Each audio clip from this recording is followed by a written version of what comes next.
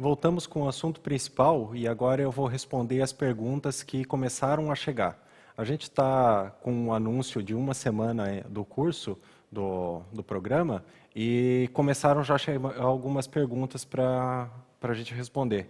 Então eu selecionei algumas aqui que eu vou responder, e lembrando que vocês podem mandar então para o assunto principal @fotostv.com.br as perguntas que vocês tiverem, e nos próximos programas a gente tenta responder elas, ok?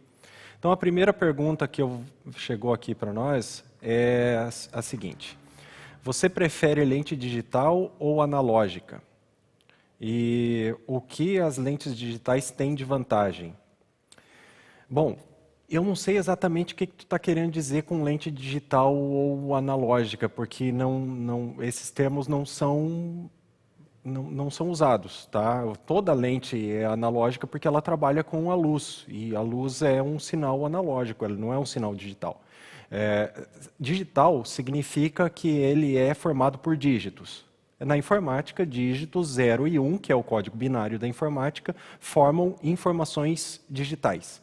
Então, qualquer coisa que tenha formação de códigos binários é digital, e qualquer coisa que não seria analógico, certo? Então, eu não sei exatamente o que você está querendo me perguntar, mas suponho que você esteja falando de lentes que fazem o foco manual mecanicamente ou eletronicamente, que seria o que a gente chama de by-wire, que é por fio, uma tradução direta. Tá? Se não for isso, você manda a pergunta de novo, semana que vem a gente responde. Mas se for isso, é o seguinte: então existem lentes, e quando você está fazendo o foco manual, que você gira o anel da lente e uma engrenagem helicoidal ou um trilho, alguma coisa do tipo, faz esse giro da lente se tornar um movimento para frente e para trás que vai fazer a focalização, certo? Então é a tua força sobre esse anel que vai fazer a focalização. Se você girar mais rápido, obviamente o foco vai acontecer mais rápido, só que com menos precisão. Para você acertar bem certinho a hora de parar o giro, vai ser mais complicado. Agora as lentes estão vindo com o tal do foco by-wire, que é uma focalização o tempo todo mecanizada. Então aquele anel que você estava acostumado a girar da lente, você continua girando ele, mas ele está funcionando quase que como se fosse um botão. Quando você gira para um lado, ele aciona o motor de alto foco e faz a lente ir para aquele lado, fazendo foco. E quando você gira para o outro, ele vai para o outro lado, mas não pela tua força, e sim pela força desse motor de alto foco. Aí algumas lentes mais básicas têm isso, só que elas não são tão boas, porque esse movimento do motor de alto foco, ele acaba causando um ruído, e às vezes isso aparece nas filmagens, por exemplo, que é o ruído do motor. As lentes mais bacanas, que têm essa função, o motor é muito silencioso e não aparece em filmagens. As lentes mais bacanas que têm isso também, elas têm opções de você configurar qual a velocidade da movimentação desse anel. Então, você movimentar ele muitas vezes para que ele seja lento, o processo, mas que ele seja muito preciso, ou para que você gire ele muito rapidamente, que seja mais ágil o processo, só que acaba tendo um pouco menos de precisão. Então, essas lentes que têm o foco by-wire e que são mais avançadas são muito legais, certo? Agora, as mais simples, não, elas são piores do que as lentes que são de foco manual mecânico. Então, tem que ter um cuidado na hora de escolher a lente, principalmente se você vai escolher uma lente para fazer autofoco enquanto está filmando, por causa da questão do ruído. Tirando isso, você praticamente não vai sentir nenhuma grande diferença entre uma lente e outra. É claro que a resposta é muito mais rápida na mecânica, porque é direto, certo? E as lentes com o foco by-wire, elas têm um leve atraso, ok? Então, talvez tu sinta isso, mas é muito pouco. Praticamente as duas funcionam da mesma maneira. Então, se não foi isso que tu me perguntou, certo? Me manda a pergunta de novo, que semana que vem a gente responde. A próxima pergunta que eu tenho aqui, essa daqui é uma perguntinha. Como uso o modo manual da câmera? Meu amigo, Eu vou ter que fazer um programa de umas 4 horas para te responder essa pergunta. Não vai ser assim tão simples. É uma pergunta muito ampla, tá? Eu não tenho como responder isso. Eu vou tentar falar assim muito por cima, ok? O modo manual da câmera é quando você está controlando todas as questões da exposição, que é o tempo, certo, do disparo, a abertura, que é o diâmetro da passagem de luz na lente, controlada pelo diafragma, e a sensibilidade, que é o ISO. Você tem que encontrar um equilíbrio entre esses 3 parâmetros para que a tua exposição esteja correta. E no modo manual, cada vez que você muda a tua cena, muda a situação de luz, você tem que refazer toda essa configuração. Então, a primeira pergunta que você tem que se fazer a si próprio é o porquê você está querendo usar o modo manual.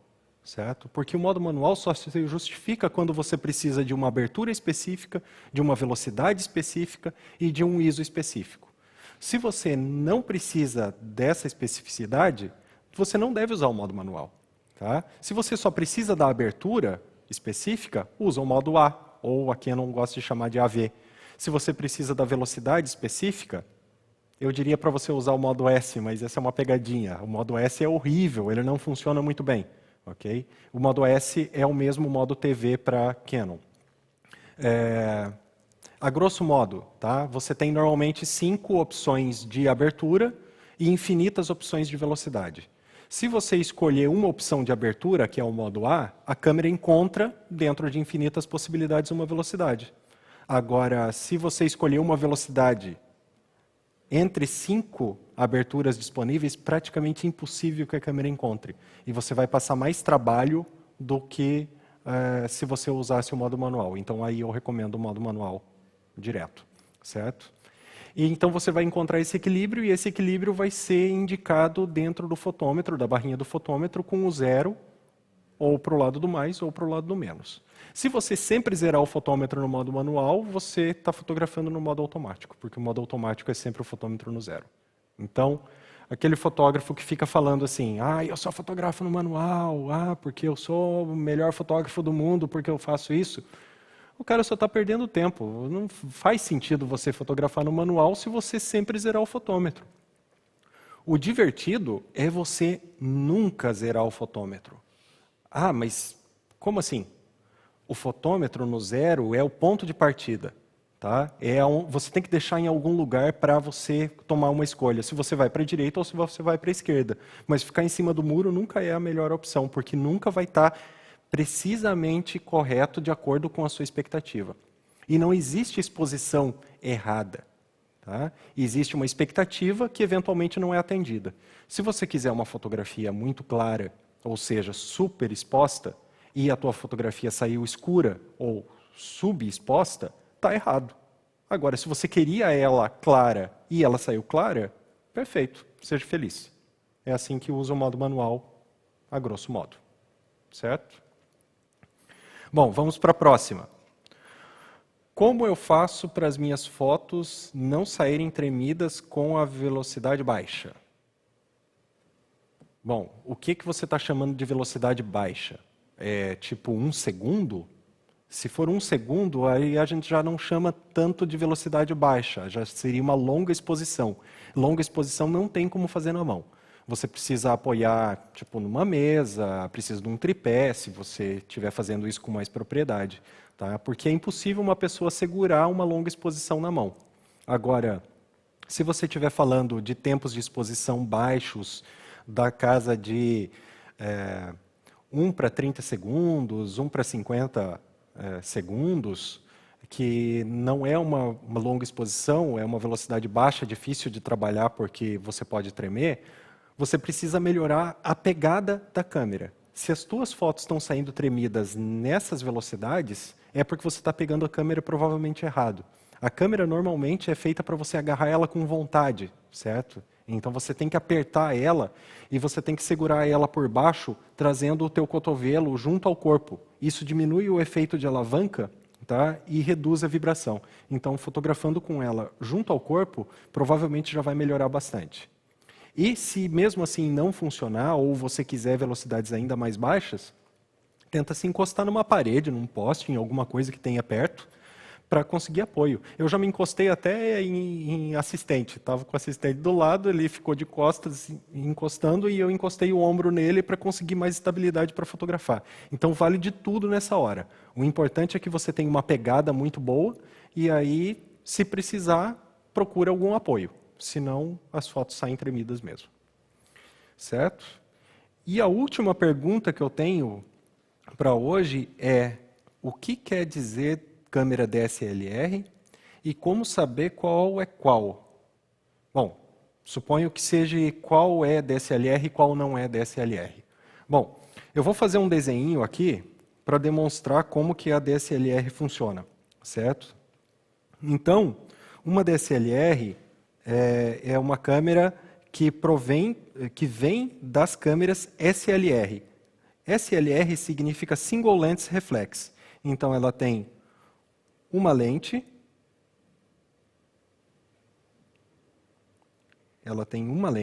na câmera, single lens. Reflex, ela tem um espelho. E esse espelho joga a luz que vem da fotografia aqui para cima. Essa luz se reverte à posição dela e sai no visor óptico, certo? É assim que funciona uma DSLR. Esse é o funcionamento dela, assim como o da SLR.